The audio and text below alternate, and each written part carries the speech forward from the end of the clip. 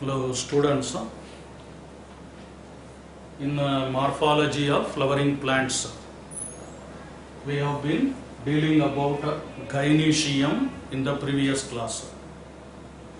The word gynoecium is also known as pistil, remember, and this pistil is made up of carpels. We have seen carpels are containing each carpel is made up of three important parts in it. The lower part of a carpel can be called as a ovary, you may be remembering. Above the ovary there is a style and a stigma are present here. So these three parts, ovary, style and stigma, are the three important parts of a carpel, we can say. Now remember, inside the ovary there is one structure or there is another part present in the carpel. That part is called as ovule, we can say here. This is called as ovule, we can say. This ovule is attached with the carpel or attached with the ovary by means of a special tissue.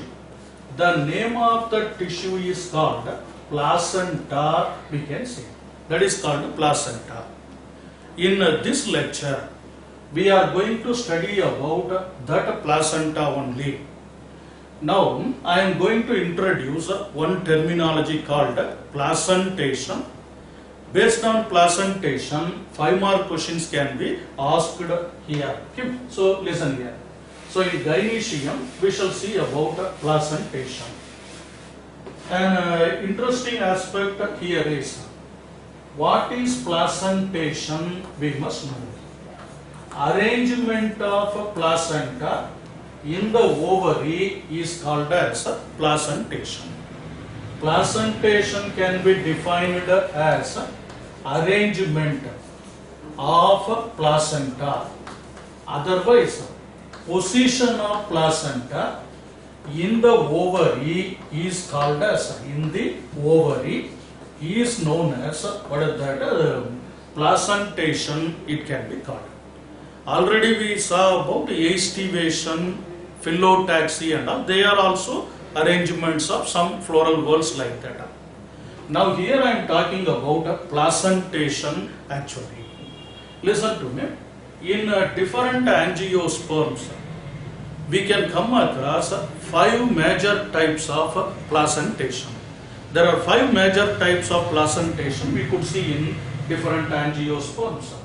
The first one we can remember here is marginal placentation, we can say here, marginal placentation.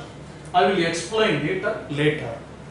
Second type of placentation is known as axile placentation, it can be called axile placentation, A-X-I-L-E, remember that spelling. Third type of placentation is known as parietal placentation, it can be called parietal placentation. In addition to that, we could observe free central placentation also, free central placentation in some cases, and apart from this even we can see about what is that, basal placentation also. So totally 5 types of placentation we could observe in the ovary or in the carpel, we can see. What is placentation? Arrangement of placenta in the ovary, or otherwise position of placenta in the ovary is also known as placentation, we can say. From the name itself we can understand this point, marginal placentation.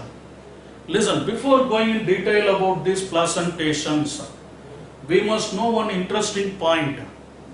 Ovule number need not be equal to number of ovary.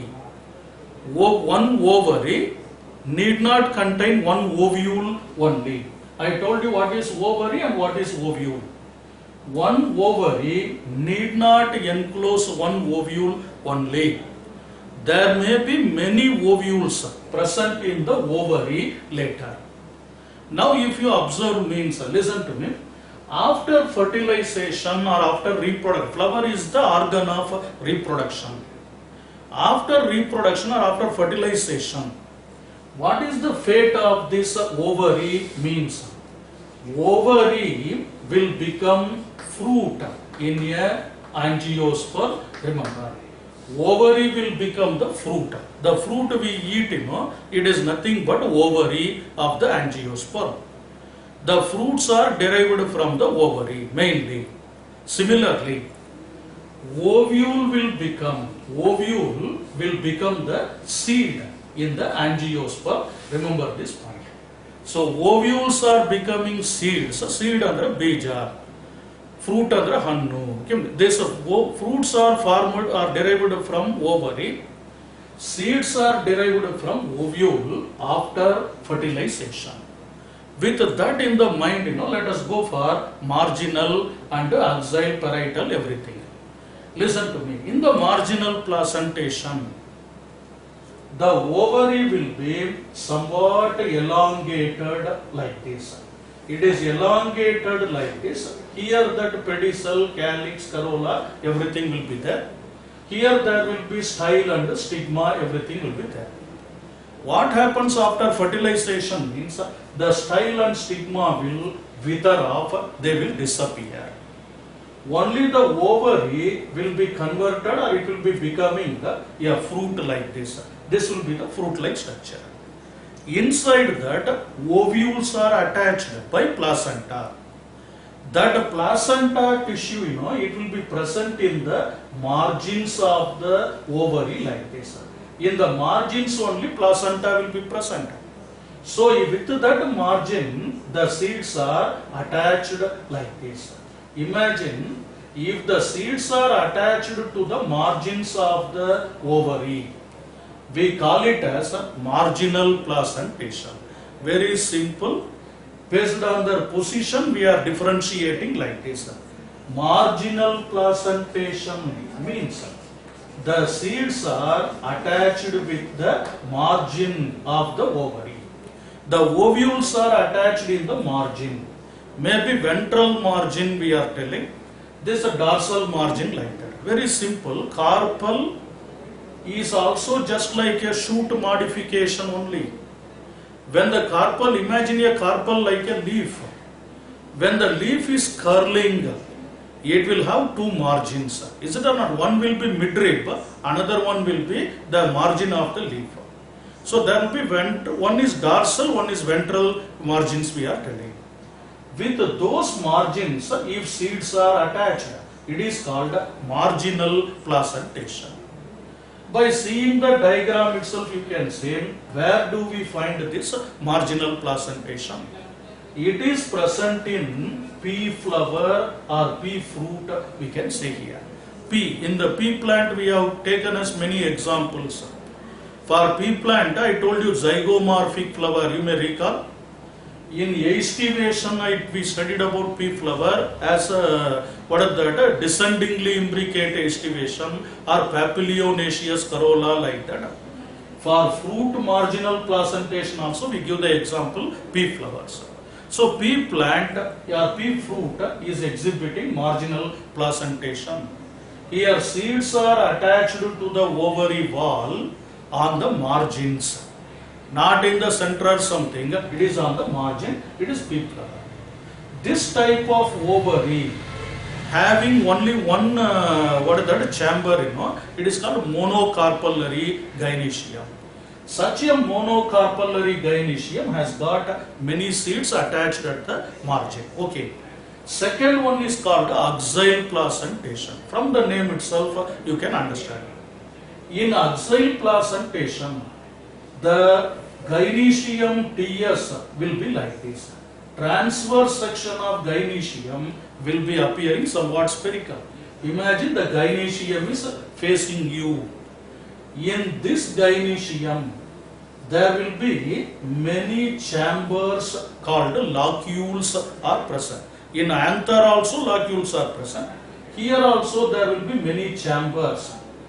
These chambers are separated by means of some kind of membrane called septum, we can say. This partition of the gynecium is called septum. In that septum, there will be the central part. Now, where are the ovules attached means? Ovules are attached to the center of this, what is that, flower like this, or fruit gynecium like this. So here, this is the seed or ovule. This one is the ovary or otherwise a fruit, we can say. This is ovary and this one is ovule. You remember this point. Ovules are attached to the margin. Here ovules are attached to the center here. This is the ovule and this one is what is that, septum. This is the ovary, we can say. So, in the ovary, in the central axis, the ovules are attached. We can call it as axial placentation here. Axial placentation. You could have observed it in tomato. You could have observed it in lemon. Very easily in lemon, if you cut open transverse section of the lemon fruit, you can see seeds attached to the center. So, best example for this is even hibiscus also, we can say. Lemon given in your textbook, you can remember that also. Even there is what that hibiscus is otherwise given as China rose, we are telling. China rose is nothing but hibiscus. Dasola huvantantivala, that hibiscus or China rose, it is commonly called as China rose also. Not from corona like, okay, China, other things. This is axial placentation lemon. Let me come to the parietal placentation. What is the difference between axial and parietal placentation? Listen here. In the case of parietal placentation also, when we observe the TS of the gynecium, TS of the carpel like this, it will appear spherical in shape. In this spherical shaped, what is that, gynecium or carpel, we could see the ovules attached to the peripheral walls of the carpel or peripheral walls of the ovary. This is the ovary TS I am showing, transverse section. Here where the seeds or ovules are attached means like this, the ovules are attached to the peripheral part in this manner. If ovules are attached to the peripheral part, we call it as parietal placentation. It is parietal placentation. Parietal placentation could be seen, observed in the case of flowers or plants like argemone, we are telling. Argemone example is given. Mustard example is given in your book. You can go through that. Argemone is a flower plant where you can come across parietal placentation. Dear students, in parietal placentation itself, there is another category. What is that? There will be some like argemone and all. Only 2 chambered ovary will be present here. Instead of 5 chamber without septum. What is the difference here and here? Here septum is present. Here septum is not there. Ovules are attached to the periphery. Here also 2 chambered ovary is present, but actually it is not 2 chambered. Really it is not 2 chambered. It is appearing like a 2 chambered ovary because of a partition, false septum here. Remember, the name of that false septum is called replum, we are telling. It is called a replum. Now here the margin at the side, at the peripheral part, here the ovules are attached. This is also parietal only, this is also parietal only. Argemone is the first one, replum with the false septum. This normal, this one, it can be found in the mustard also. So, parietal placentation. Axial, marginal placentation, axial placentation, parietal. In parietal, I drew two diagrams. In both of them, ovules are attached at the periphery only. But the thing is, here a false septum could be observed, that is called a rectum. Here there is no such septum. Ovules are attached to the periphery. How they are attached? Due to the presence of placenta. That's why we call it as placentation. Attachment of ovule to the inner walls of the ovary. That attachment is depending upon the position of placenta. So it is called placentation. Let us come to the fourth type, free central type of condition. Okay, free central, this one.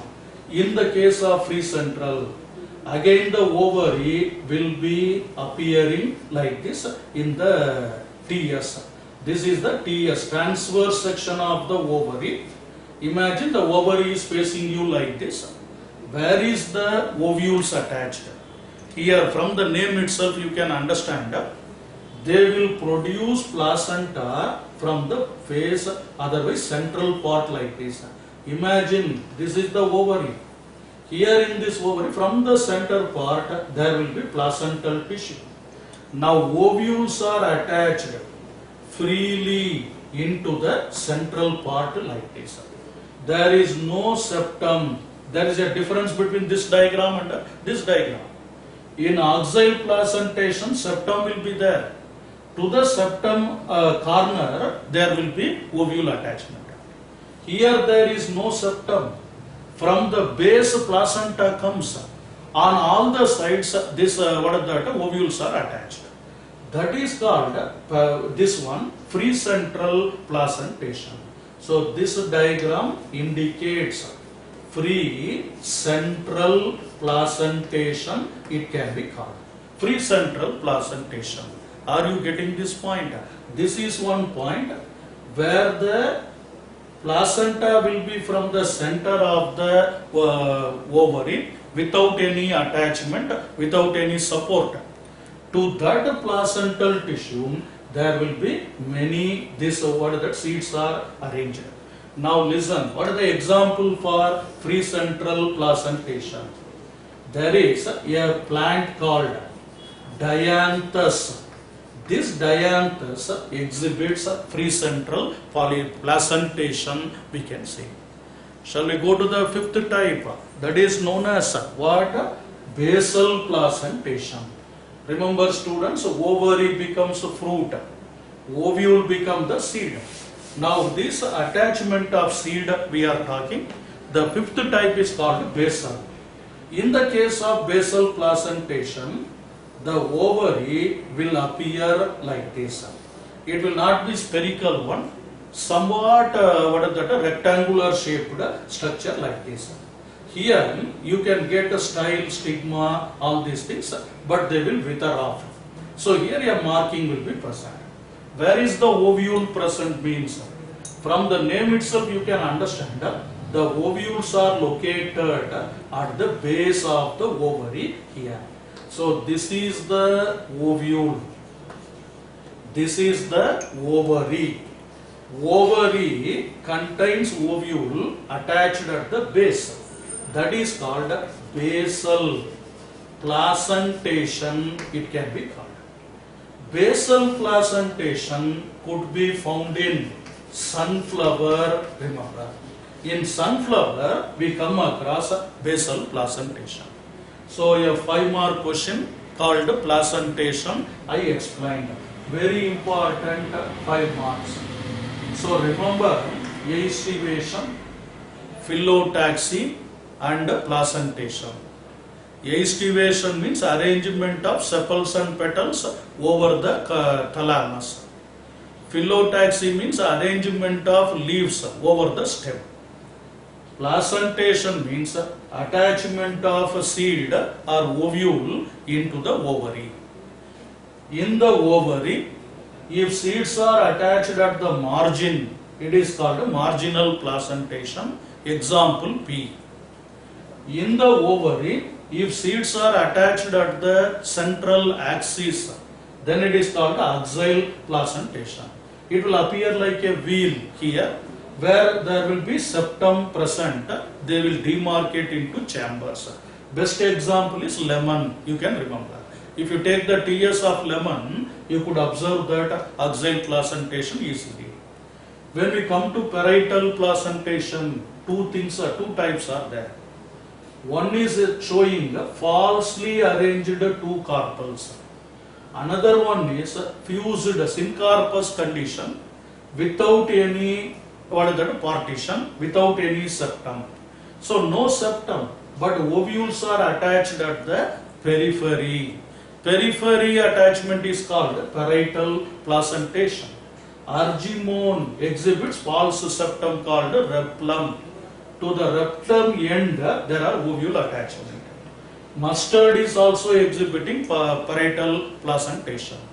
Let me come to the fourth one, free central placentation. In the free central placentation, ovules will appear in the center of the ovary without any support. No septum support, no axial condition, but it is pre-central condition, it can be called. As if the ovules are hanging on all the sides here, there will be no connection, no septum, nothing. Basal placentation means ovule is present at the base of the ovary. Now basal placentation, where do we find? Sunflower.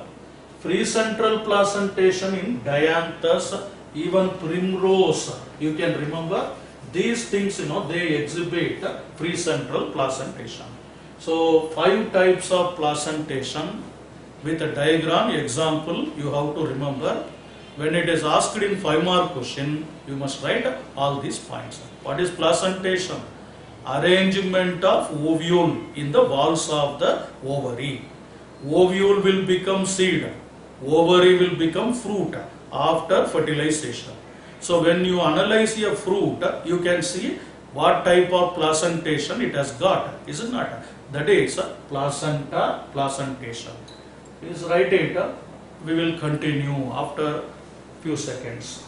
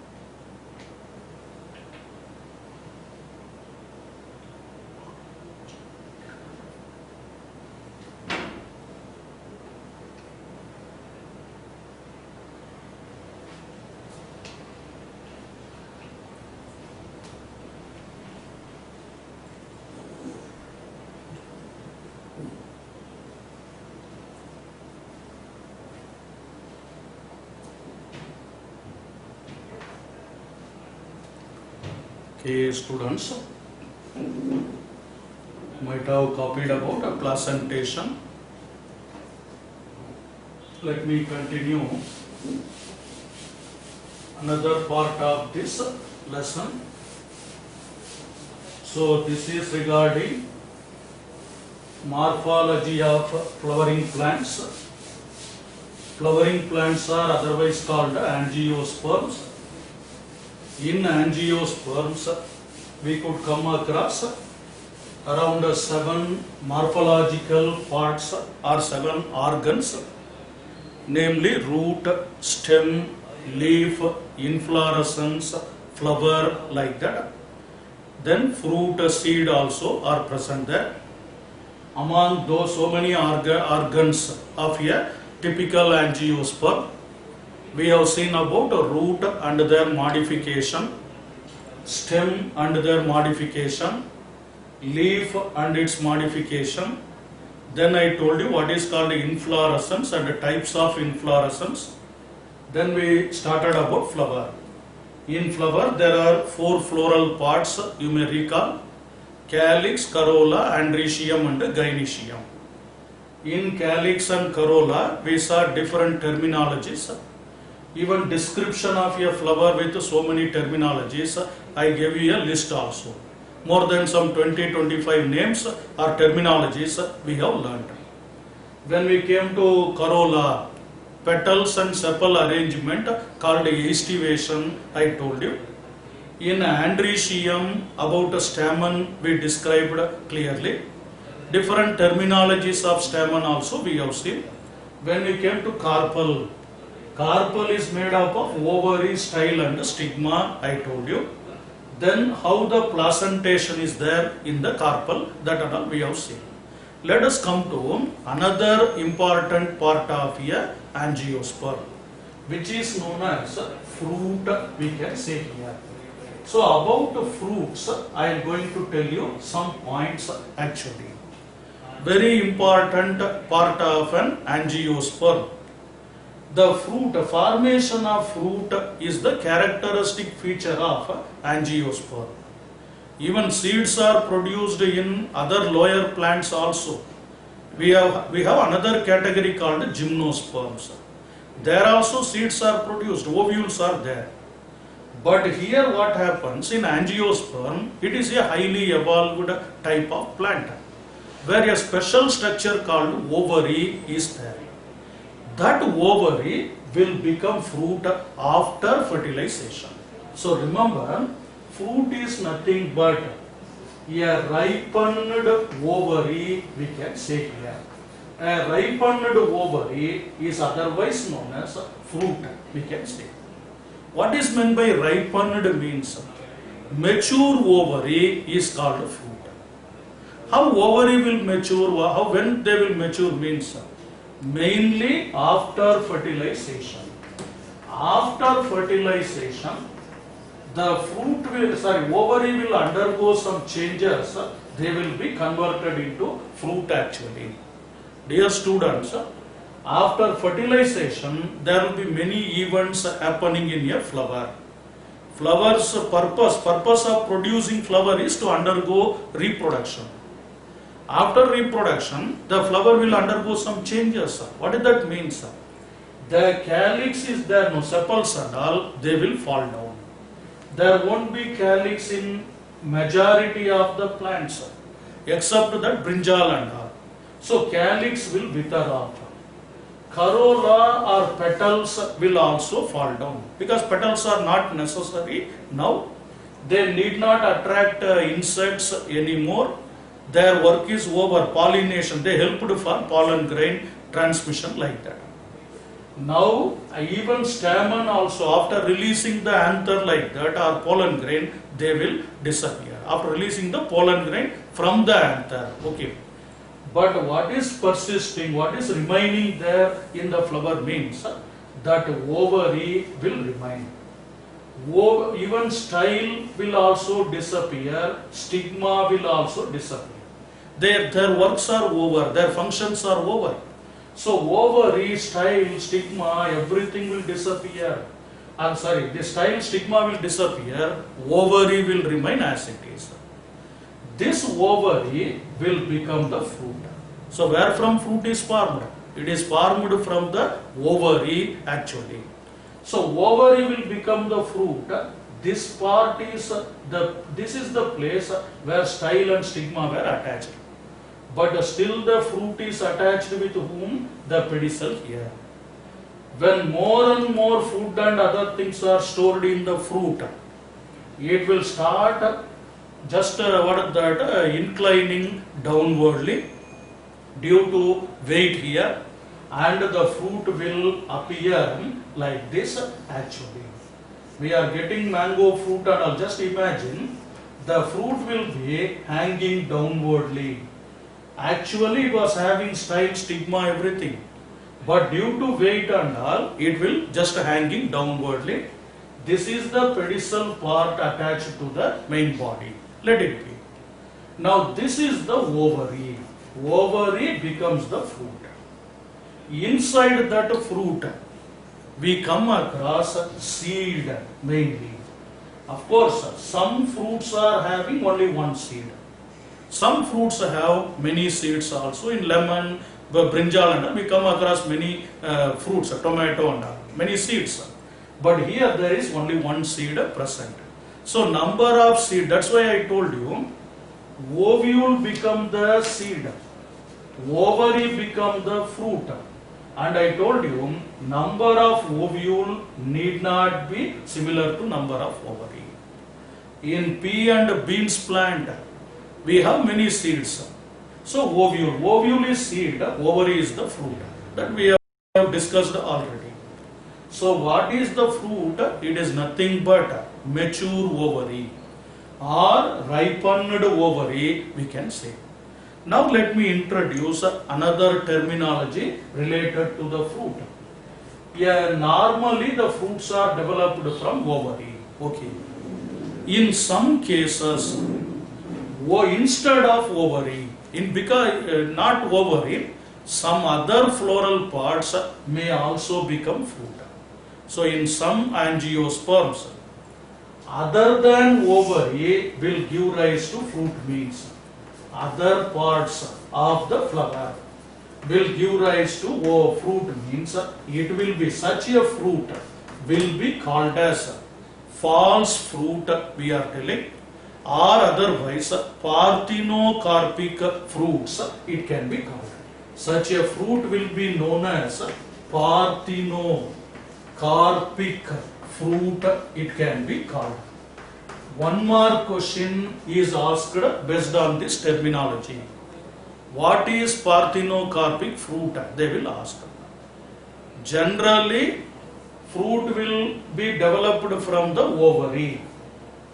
But in some cases, other than ovary or other parts of the flower may give rise to fruit. It may be thalamus. Thalamus itself will become a fruit-like structure. Ovule will be there or it may not be there. When that is the condition, other parts of a flower or other parts of the gynoecium, something like that, they become the fruit, means. Then it will be called as, what is that? The parthenocarpic fruit, it can be called. It need not be carpal or this ovary style stigma like that. Sometimes thalamus also. Even thalamus may become fruit. That is called parthenocarpic fruit. For example, apple. In apple, the fruit, the part which we are eating, that is thalamus, not ovary. Inside you will see some chamber-like structure where black color seeds are present. That chamber-like structure is the real fruit. Inside black seeds are present. Whatever, you remember one point, always fruit need not be developed from ovary. Sometimes it can develop from other parts also. Such a fruit which is not developed from ovary is called parthenocarpic fruit. Example is apple, we can remember. Okay, this is the one point. Let me come to another point here. The fruit, it will be having a general fruit developed from an angiospermic ovary, will be having two major parts in it. A fruit will be generally having two major parts. It will have its own covering called epicarp, we can say here, I am sorry, pericarp of the fruit, it can be called pericarp. That is the wall of the fruit or covering of the fruit. And another part in it is nothing but a seed. So a fruit will enclose a seed. Protecting that seed, it will have a covering called pericarp. What is pericarp? It is the covering. Or otherwise, wall of the fruit is known as pericarp. Inside it, seed is present. Where from seed is developed? It is developed from the ovule, we have seen already. So there is a ovary wall and the seed, both will together be called as this one. What is that? Fruit, it can be called. Now let me tell you one interesting point. Depending upon the nature of the pericarp, the pericarp may be sometimes fleshy, juicy in nature. We see in tomato, orange and other sapota and all, they will become fleshy pericarp, edible pericarp, even mango also. It has got a juicy pericarp in it. That juice containing fleshy pericarp, it will produce a fleshy fruit. So fleshy fruits are one group of fruits produced. Whereas just now we have seen about beans and other vegetables we have seen. In such beans and all, pea plant and all, the fruit is there, but that is the ovary ball or pericarp, but it is not fleshy and juicy. Is it or not? It is not fleshy and juicy. Inside the seeds are present like this. There we mainly eat or consume the seed actually. Now remember, here this is the pericarp. Here these are the seeds. Now this pericarp is, what is that? Not fleshy in nature.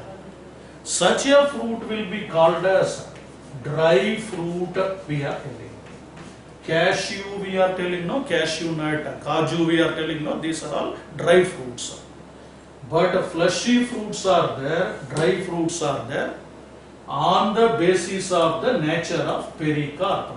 If pericarp is fleshy and juicy, that fruit is called a fleshy fruit. If pericarp is dry in nature without juicy means, it is called a dry fruit, we can say. Fleshy fruit, tomato can be called mango, all these things are fleshy fruit. Kaju and all, they are coming under this dry fruits, we can see. Now let me come to another point here.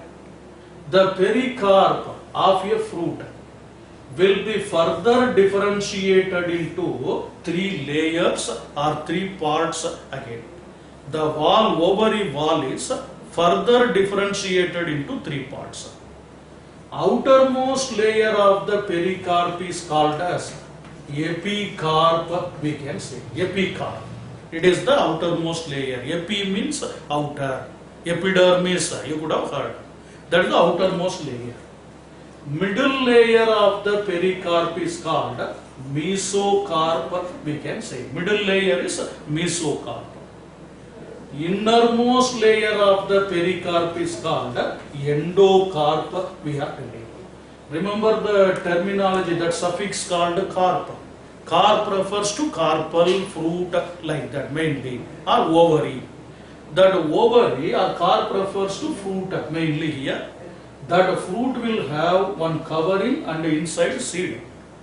That covering can be either juicy and fleshy or it can be dry.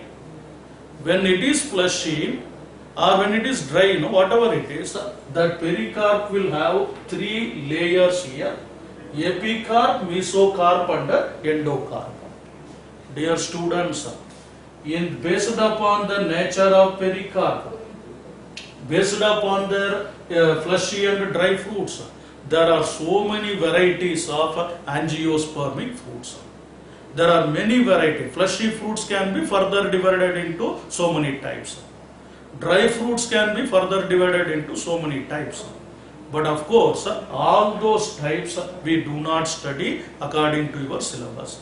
In higher classes, you will be studying about classification of fruits, types of fruits and all. Here I am going to tell you about only one type of fruit described in your textbook. They have given only one example, which is called as a drupe variety of a fruit. So according to our syllabus, we will be studying only about a drupe, not about other types here. There are many types, more than 15-20 types are there. All those things in detail we are not going to see. Here mainly we are going to see about drupe variety only. I will explain about a drupe variety. Just make note of these basic points regarding fruit. So in one more question, if they ask what is a fruit means, you can write it is a ripened ovary or a mature ovary, you can write. It will be either a fleshy fruit or it may be a dry fruit. Please make note, we will continue.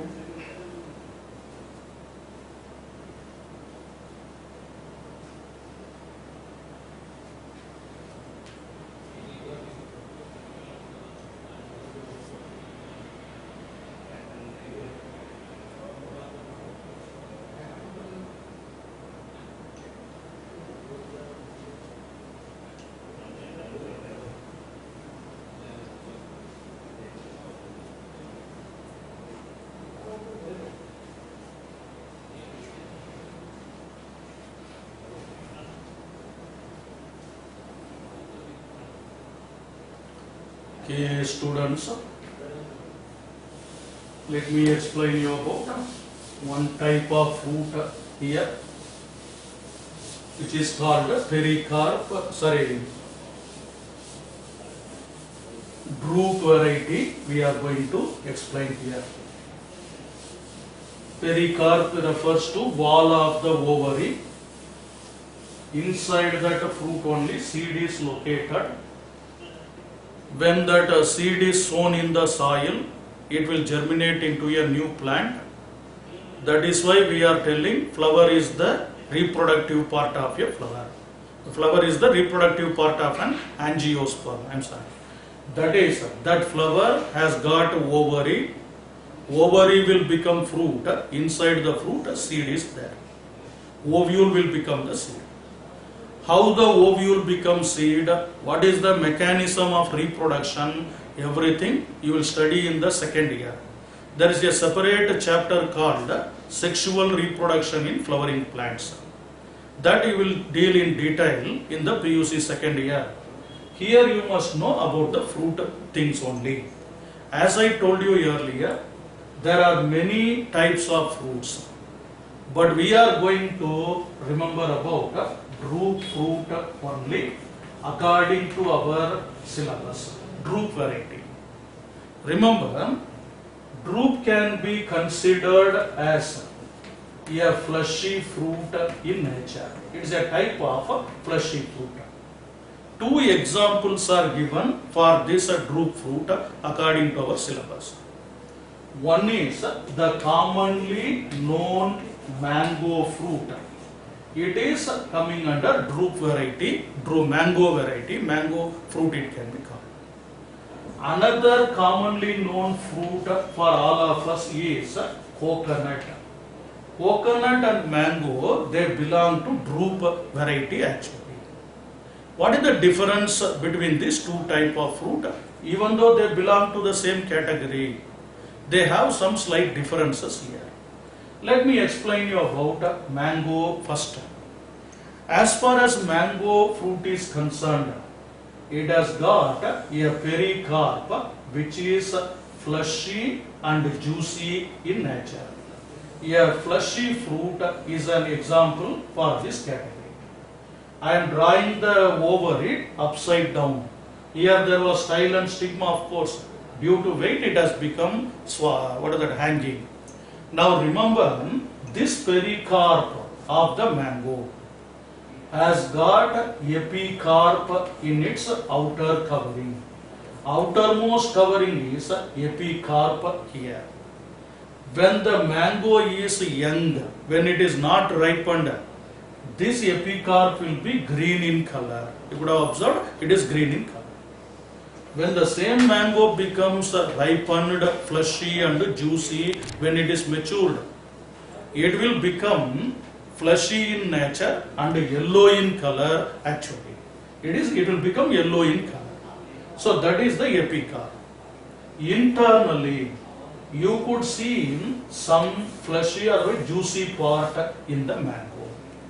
That juicy part of the mango, middle part, it is known as mesocarp. We are telling it is called a mesocarp. That is the juicy part inside.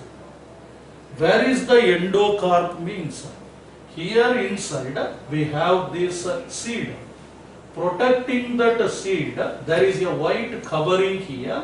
That covering is called as endocarp, we can say. This is the endocarp of the fruit. So there is epicarp, mesocarp, endocarp. Among the three types, among the three parts which we eat means we can consume epicarp, we can consume mesocarp.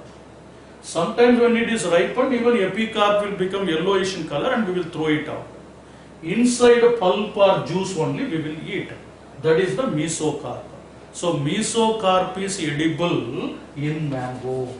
One more question is often asked.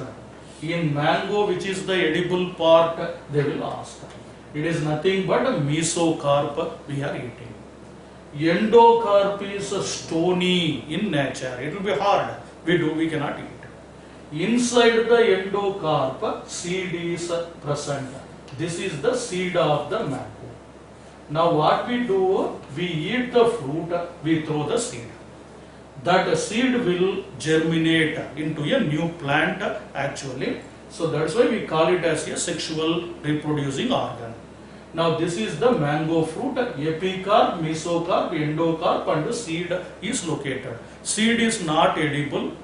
Mesocarp is edible in this case. Sometimes epicarp is also eaten. When it is fully ripened and juicy, we can eat this also. Color changes, smell, odor changes. Even what is that, their texture, otherwise hard mango becomes a soft and ripened mango. It will become yellow in color. Is not, it will become juicy in nature. That is the mango drupa. When we come to the coconut, you know that coconut will be a hard structure which will be having a spherical in shape like this. It is also a type of fruit only. Here also we could come across what is that outer covering of the coconut like this. Here there will be fibrous covering. This is the outer covering called epicarp, we can see. This is the epicarp. In the epicarp, fibers are present. Coconut coir or fibers are present like this. This is the fibrous part of the coconut fruit. Remember, in this is epicarp. Inner fiber is called as mesocarp, we can say. It will enclose a brown color covering here. That is the coconut which we get after removing the fiber and all. This part is called endocarp. Remember, neither epicarp nor mesocarp nor endocarp, they are edible in this case. You cannot eat these three things. If we eat this endocarp, our teeth will break, isn't it? So we need not eat, we cannot eat epicarp, mesocarp, endocarp. But in mango, mesocarp is edible. In epicarp is edible. Of course, endocarp is not edible, seed is not edible. Here, epicarp, mesocarp, none of the pericarp, none of the areas of the pericarp is edible. So they are not edible. Then which part we are eating? Seed part. This is the seed that is edible in this variety of drupe called coconut. Remember. So in coconut we are eating seed. In a mango we are eating mesocarp. Seed is not edible in this case. That is the difference between these two types of drupes actually.